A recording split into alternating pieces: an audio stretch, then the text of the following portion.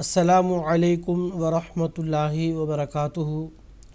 ناظرین کرام، تجوید القرآن کلاسز کے سلسلے میں خاکسار ایک اور کلاس کے ساتھ آپ حضرات کی خدمت میں حاضر ہے۔ ناظرین کرام، آج کی کلاس میں ہم سورۃ الانفال کے رکوع نمبر 3 کی تلاوت سنیں گے۔ حسب سابق تلاوت کے بعد چند قواعد کی دہرائی بھی کریں گے۔ چلیں اب ہم شروع کرتے ہیں سورۃ الانفال کے رکوع نمبر 3 کی تلاوت۔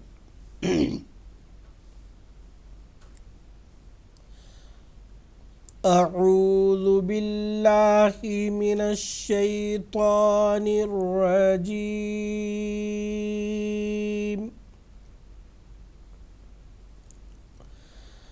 بسم اللہ الرحمن الرحیم۔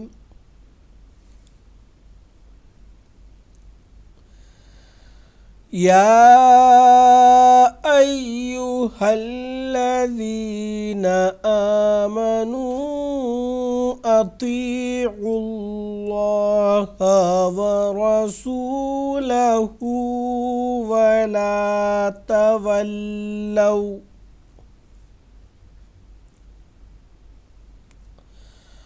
ولا تولوا عنہ وانتم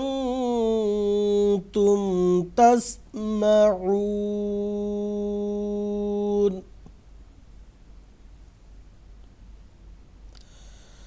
ولا تكونوا كالذين قالوا سمعنا وهم لا يسمعون۔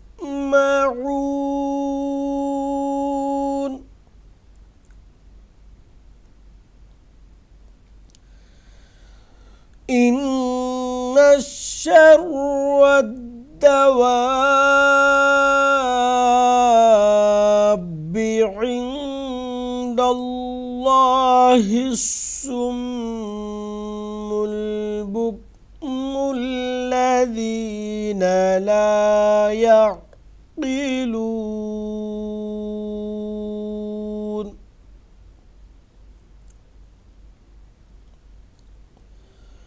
ولو علم الله فيهم خيرا لأسمعهم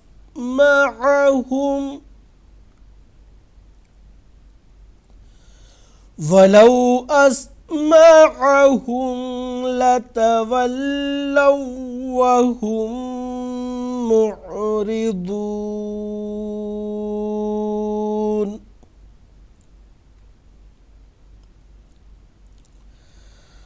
يا أيها الذين آمنوا استجيبوا لله وللرسول إذا دعاكم لما يحييكم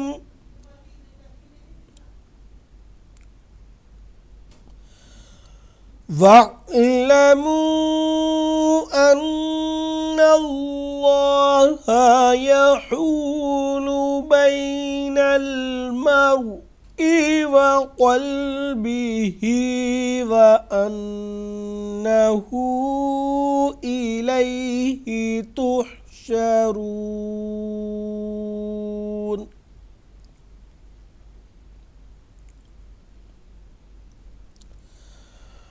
واتقوا فتنة لا تصيبن الذين ظلموا منكم خاصة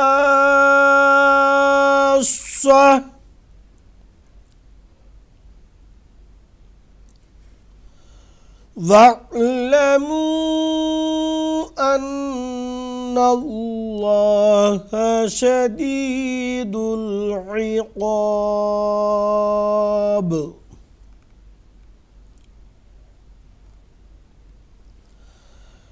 واذكروا إذ أنتم قليل مستضعفون في الأرض تخافون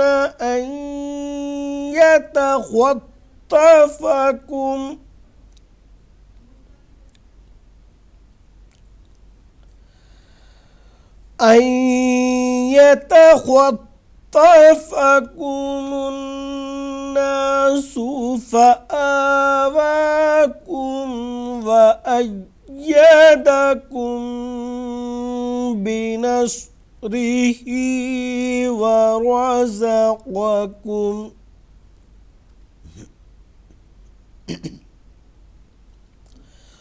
ورزقكم من الطيبات لعلكم تشكرون.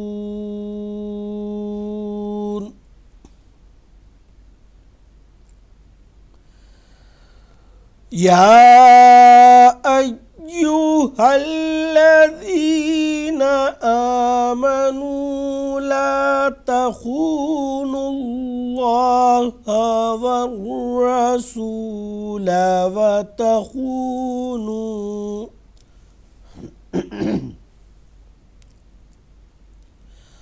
وتخونوا أماناتكم وأنتم تعلمون.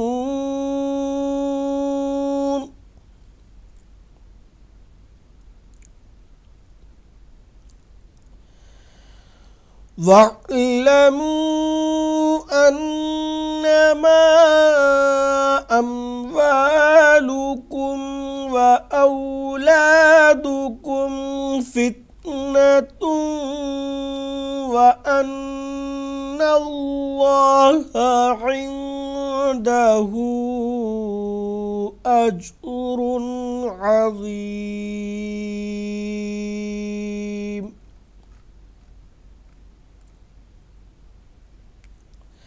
ناظرین کرام، اب تک ہم سورۃ الانفال کے رکوع نمبر 3 کی تلاوت سن رہے تھے۔ اب حسب سابق ہم چند قواعد کی دہرائی کریں گے۔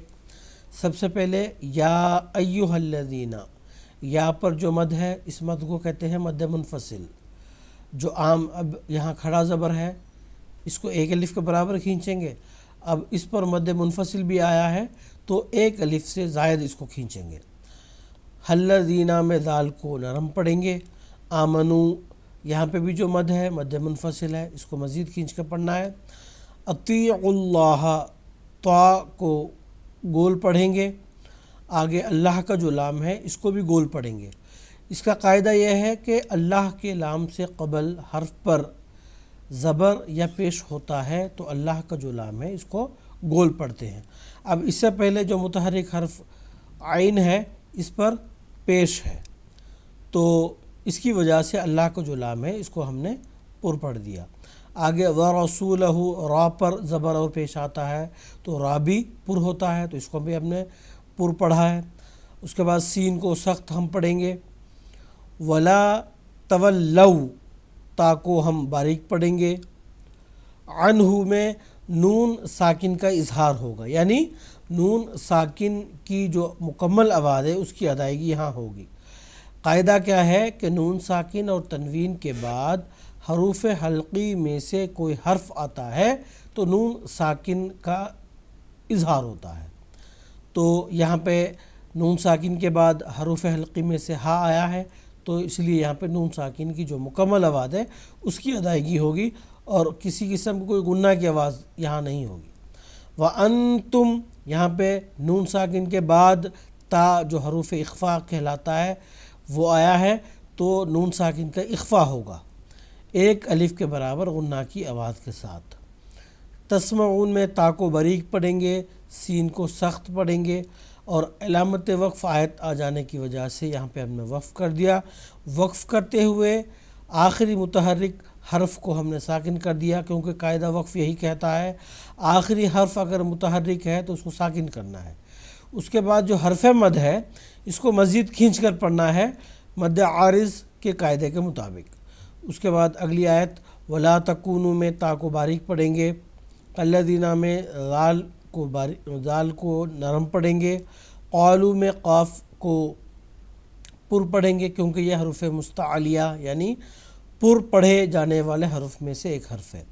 समियाना में सीन को बारीक पढ़ेंगे और सख्त पढ़ेंगे। वहुम ला यस्मऊन में सीन को फिर सख्त पढ़ेंगे।